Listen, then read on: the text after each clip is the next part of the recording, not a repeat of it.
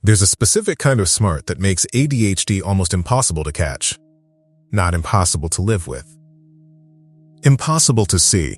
And if no one caught it in you, not a teacher, not a therapist, not the person who knew you best, that's not because you were fine. That's because you were too good at something that looked exactly like fine. This video is about that something, what it is, how it works, and why the gap it left behind was never the evidence you were told it was. By the end of this, you'll have a name for the mechanism that's been running in the background your entire life. Not a label, a map. And maps change what you do with the territory. Here's the thing no one has been able to explain to you cleanly. You can do hard things, genuinely hard things, the kind that requires sustained thought, complex reasoning, holding multiple ideas at once. You have done them. You have the record. And yet, there are things, ordinary things, logistically simple things, that you cannot seem to do reliably. Scheduling an appointment. Responding to a message that requires nothing from you. Starting a task you've already decided to do. And the gap between those two categories of things has followed you your entire life like an accusation you could never quite answer. Because from the outside, the gap makes no sense. And from the inside, it makes even less. If you can write the report, why can't you file it? If you can navigate a crisis, why can't you maintain a routine? If you're smart enough to understand the problem, why aren't you smart enough to fix it? That question, that specific, exhausting question, is the sound of someone applying the wrong framework to the right evidence. The gap is real. The interpretation of the gap is where everything went wrong. Because intelligence and executive function are not the same system. They share a brain. They do not share a mechanism. You can have exceptional capacity in one and significant impairment in the other. And from the outside, and eventually from the inside, what that looks like is someone who should be doing better and isn't. Not someone whose brain is running two entirely different programs at two entirely different levels. That's what's been happening. And almost no one thought to say it that way. So let's talk about how this actually works. How intelligence doesn't just coexist with ADHD, but actively conceals it. High intelligence doesn't just coexist with ADHD. In a lot of cases, it conceals it actively, mechanically, for decades.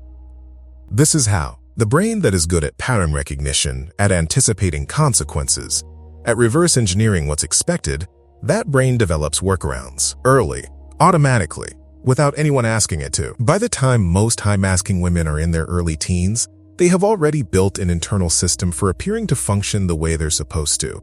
They watch how other people track things and approximate it. They over-prepare for situations that feel unpredictable. They develop an acute sensitivity to other people's expectations and calibrate their behavior accordingly in real time. None of this is conscious strategy. It's compensation. The brain solving for the gap before the gap becomes visible. And here's the part that matters for what you concluded about yourself. The compensation works, not perfectly, not without cost, but well enough that the people around you see competence. They see someone who handles things. Some of them see someone exceptional. What they don't see is the mechanism underneath. Research on late diagnosis in high IQ women consistently shows the same pattern. The more capable the compensation system, the longer the diagnosis takes. Not because the ADHD is milder, because the evidence is harder to find underneath all the things the brain built to hide it. The gap only becomes visible in the places where the workarounds don't engage. High-stakes tasks, the kind with real consequences, with novelty, with urgency, with an audience, those activate the compensation system reliably. Low-stakes tasks, the kind that are simple, repetitive, without a deadline anyone is watching, those don't trigger the same response. And so the gap appears there. In the ordinary, in the maintenance, in the things that shouldn't be hard. And every time it appeared, the interpretation was the same. This is who I am when no one is watching.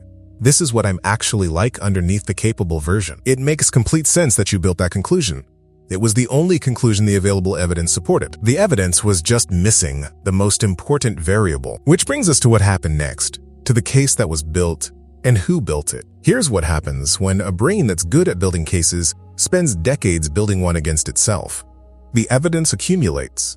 Every time the gap appeared, every dropped routine, every missed deadline on something simple, every moment of, I know exactly what I should be doing and cannot make myself do it, the brain filed it, not as a symptom, as a data point. And smart brains are very good at data points. They organize them, they find the pattern, they construct the argument. And by the time most late diagnosed women arrive at a diagnosis, in their 30s, their 40s, sometimes later, they have a fully built case. Exhibit A through whatever letter comes after Z.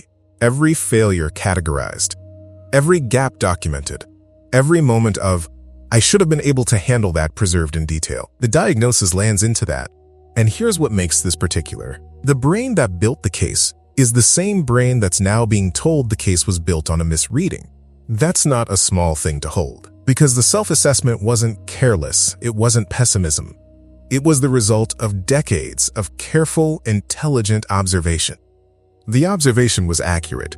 The conclusion was wrong. Here's what was actually happening. Every gap the compensation system couldn't cover, every place the workarounds ran out, was not evidence of what you are. It was a map of where the system hit its ceiling. And here's the part that reorganizes everything. The same intelligence that built the case against you was the intelligence running the compensation system. Those are not two separate things. The brain that cataloged every failure was the same brain that kept you functional in every high-stakes situation for 30 years. It was doing both things simultaneously, building the workarounds and filing the gaps when the workarounds weren't enough. The verdict was intelligent. The verdict was wrong, not because you were wrong to notice what you noticed, but because the conclusion you drew from it was the only one available without the piece of information you didn't have yet. You were not collecting evidence of your character. You were navigating without a map. Not evidence. Navigation.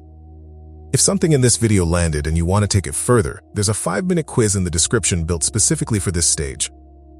It gives you language for what you've been living. And it's structured so that by the end, you have something you didn't have before.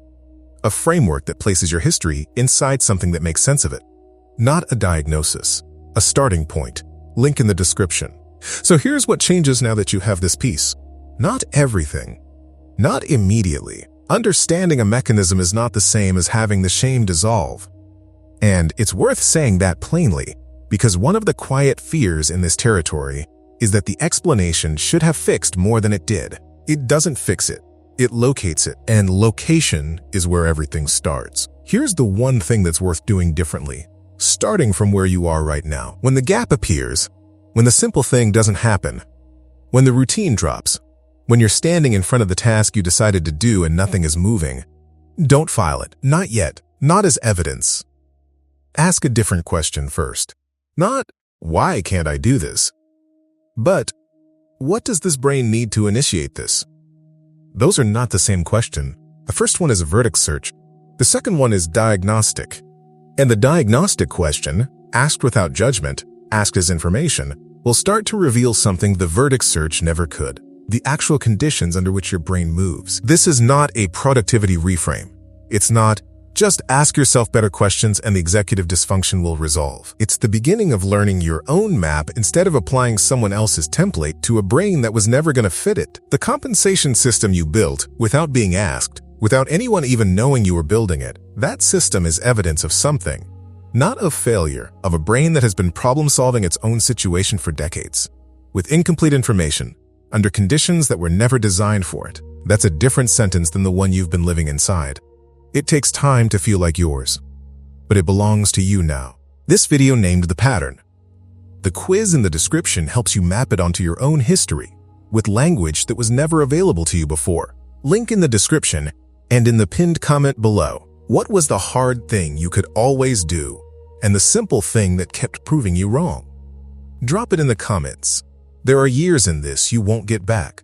The classrooms where someone noticed you were bright and stopped looking. The therapists who called it anxiety, called it perfectionism, called it adjustment difficulties, and missed the thing underneath all of it. The versions of yourself you kept almost becoming and couldn't hold. Knowing the mechanism doesn't return those years. It doesn't revise what they cost. But it does change what they mean. The gaps were not proof of who you are. They were the places the compensation system hit its ceiling. A ceiling that existed because you were navigating a brain no one had correctly mapped, in systems that weren't designed to notice what was missing. The intelligence that built the case against you was the same intelligence holding everything together in the years before anyone knew what to call it. Those are not two different people. That's one person, with one brain, doing the best possible work with the information available. She was never the problem. Neither are you.